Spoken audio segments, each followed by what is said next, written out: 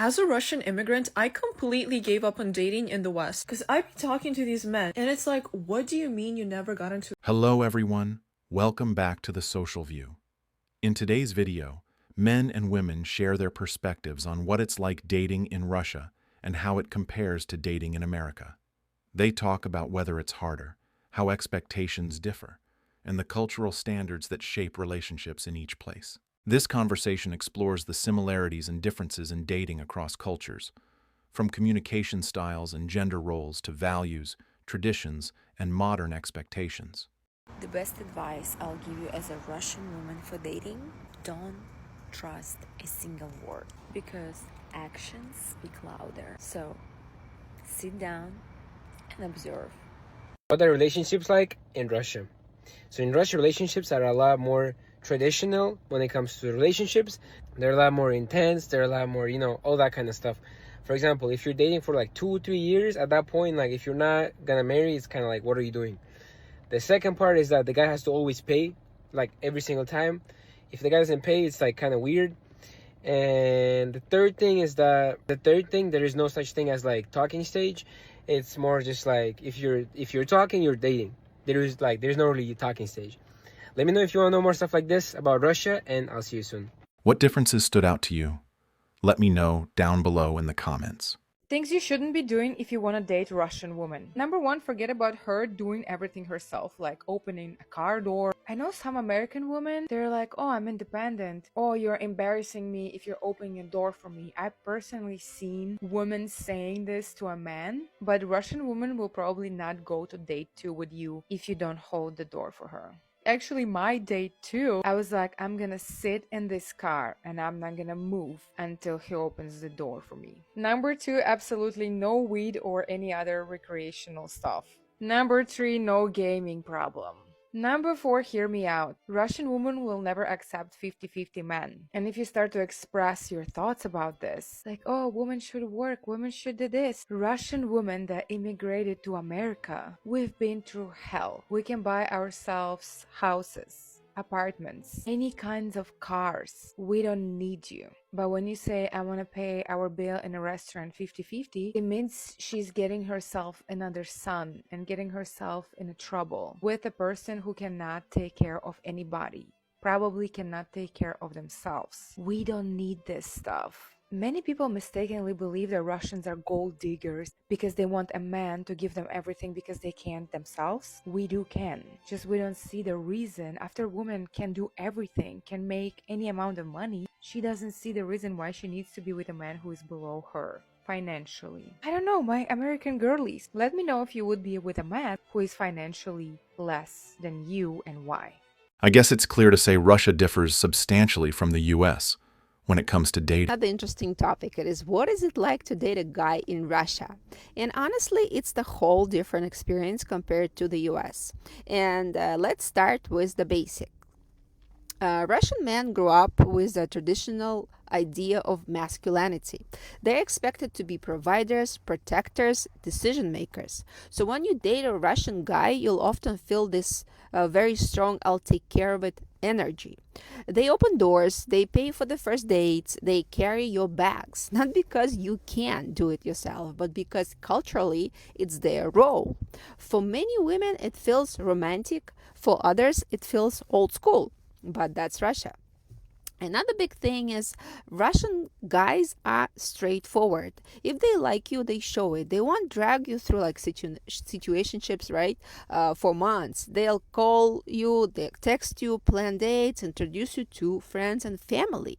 That consistency is considered normal. But there's a flip side. Because emotions weren't openly discussed in many Russian families, a lot of men struggle with vulnerability. They can be protective, but not always emotionally expressive. Like you might hear, I fixed your car, before you even hear, I miss you. Also, relationships move fast. In Russia, it's very normal to become official quickly. People don't date casually for years. They want stability and clarity. You can meet someone in March and by summer you are basically living together or even getting married. But here's what stands out the most. Russian men value loyalty. Once they choose you, they are all in, like family oriented, committed, and supportive. And that stability is something many women describe as the biggest difference. If you want a part two, differences between dating Russian guys vs American guys, let me know in the comments, and don't forget to follow. Men's beauty standard in Russia is in hell. You don't even need to be tall. You don't need to be fit. Here in the States, except for being rich, they expect you to be like 6 feet, athletic. But in Russia, literally money talks. Nothing else is expected from you. Just be a gentleman and be generous. Only these two things. Money talks everywhere. It's the #1 attraction in modern dating, in my opinion. Let me know what you think down below. This video is about dating and marriage culture in Russia. So casual dating in Russia is not that popular, and majority of people, if they date someone, they hope that they're gonna marry this person in the future. Majority of kids start dating in like a high school, and I feel like majority of Russian kids are kind of sneaky, so they don't really want to tell their parents that they're dating someone, especially in the beginning, because they kind of embarrassed. Also in Russia, it's not that popular to date someone for like 10 years before getting married. Usually people only date each other for a few years and then they get married. Well, maybe that's why we have such a high divorce rate. Also, majority of Russian parents, families, and Russia itself promote to start family as early as possible. Now the age when people, start having kids and family definitely switch, because before it was very popular to get married at like 17, 18 years old. My mom got married when she was 16.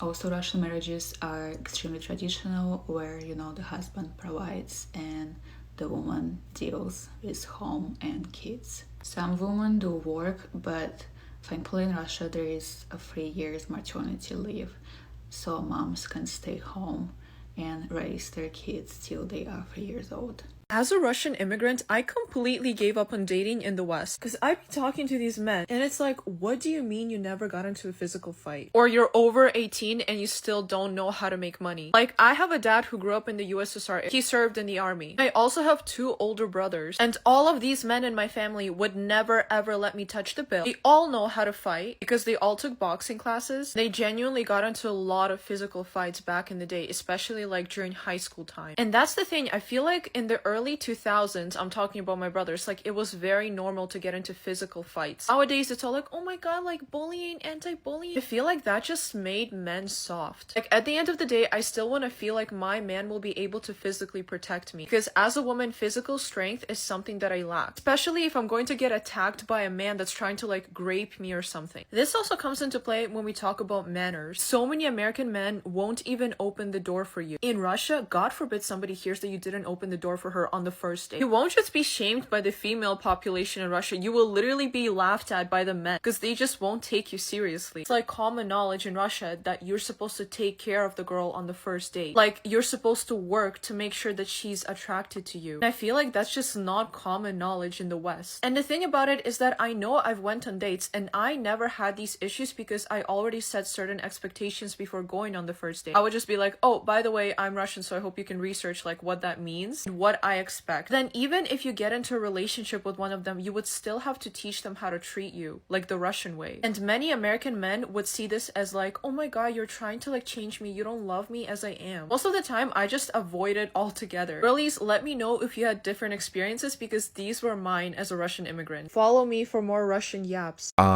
Leave a comment down below. I went out with this Russian guy. Mistake number 1. Why the hell did I go out with a Russian guy? I don't learn on my mistakes. And he was like, I'm looking for a pious woman. Literally, pious woman. I was like, what does it even mean? Follows all of the decisions of her husband. I'm like, okay, is this husband a billionaire? Why is she gonna follow his decisions? Because he's a husband. Because he is the main character in the house. I said, bro, with these beliefs, you should probably go another part of the earth and look for a wife there. Another biggest difference between American and Russian cultures is that when you go into the relationship with a Russian man, he already knows that he's a provider. He knew that before even he was born. He has a to-do list. He will have to provide for you. He will have to make sure that you're safe, you're happy, you fed, you don't have stress in your life, all your bills are covered up. And here in America, you have to explain that to a man. And that's what I don't understand. That's a cultural shock for me. Those are the things that you can expect if you're dating a Russian guy. Russian guy is less likely compared to Canadian would offer 50-50.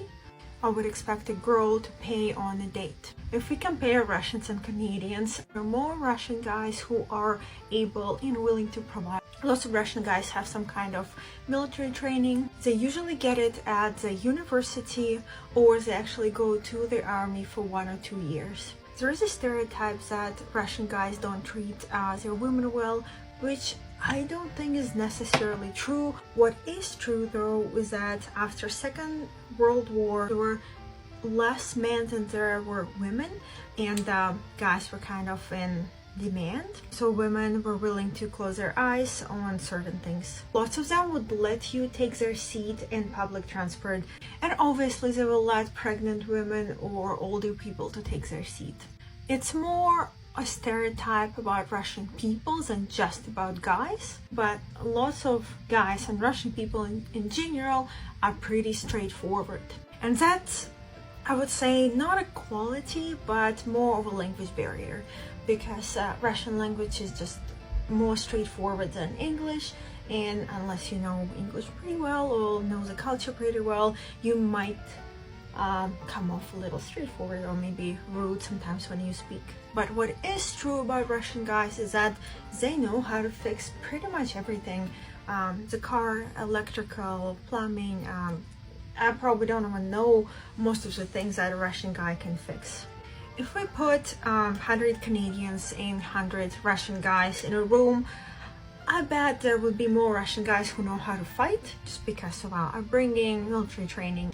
Russian guys are more aggressive drivers, but I think that driving in general is pretty crazy in Russia. Russian families usually get married a little bit younger, a little bit earlier, so Russian guys are more inclined to get married, let's say before their 30s, and have kids a little bit earlier. Also, Russian guys take their hat off in the building, and they care about brands a little bit more than I see Canadian guys do. This perspective seems different from the others we heard.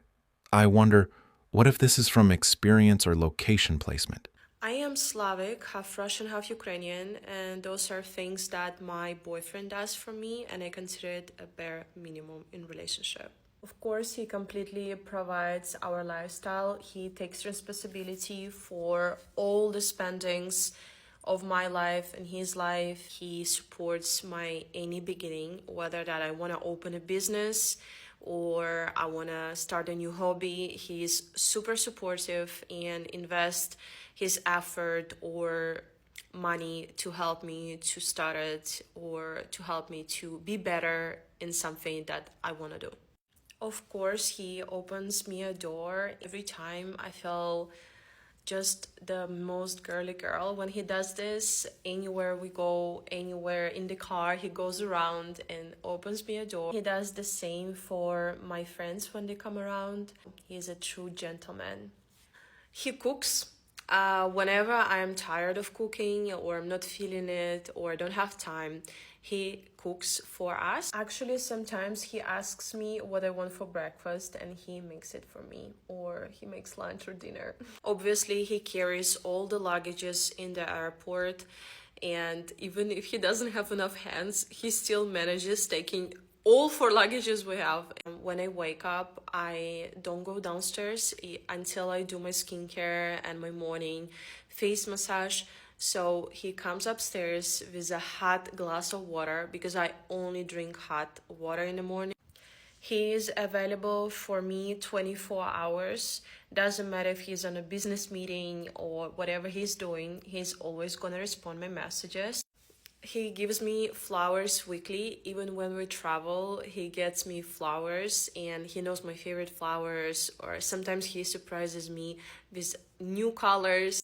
Whenever he's outside of the house, he always asks me if I need anything.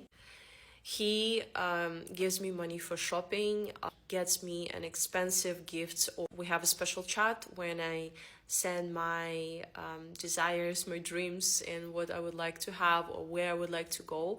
And he tries his best to make it come true. He lets me be me, and he let me do anything I want, even if it's doing nothing or going to a girls' trip with my girlfriends. He gives me complete freedom of self-expression.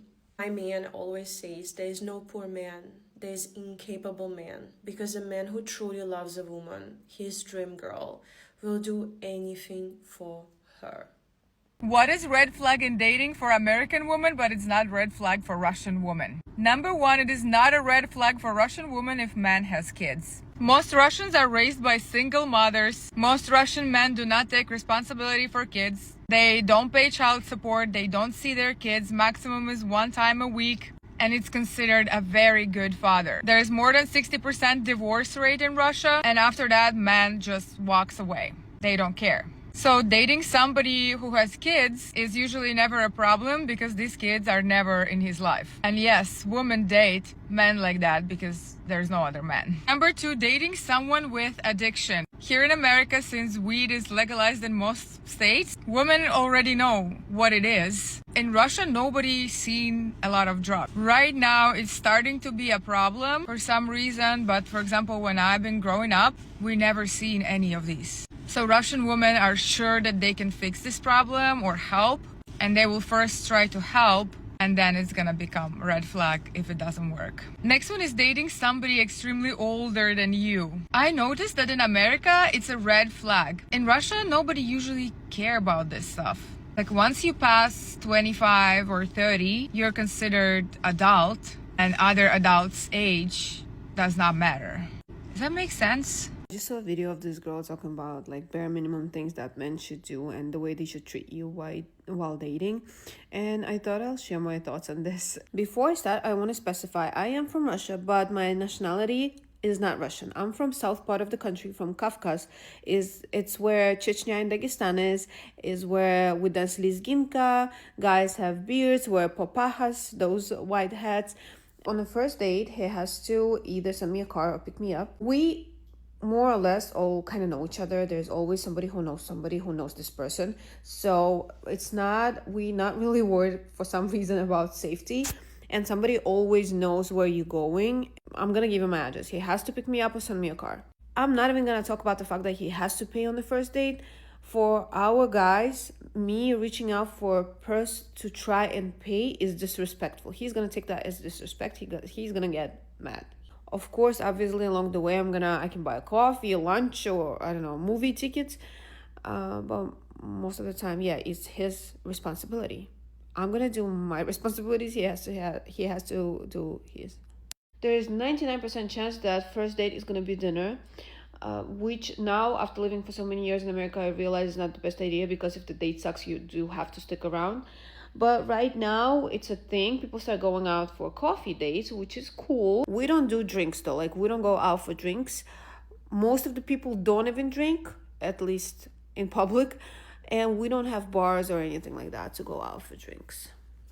If you're going for a drink, if you want to have an alcohol, you go into the restaurant or a cafe or something.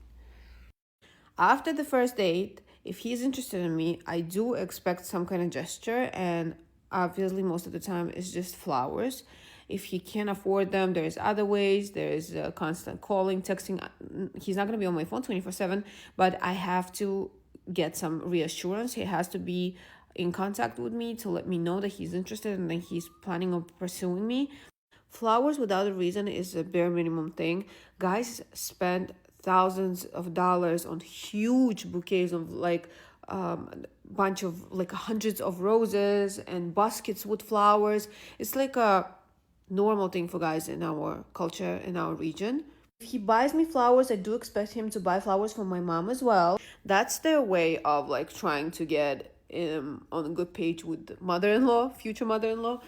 We don't bring guys or girls over to the house to meet with the family. It's brothers and sisters, cousins, younger people. we're definitely gonna meet them somewhere on the outing. But you're gonna meet in-laws only after the wedding. Sometimes before, when the families are close, or friends, or you guys live in like in the same area or neighborhood.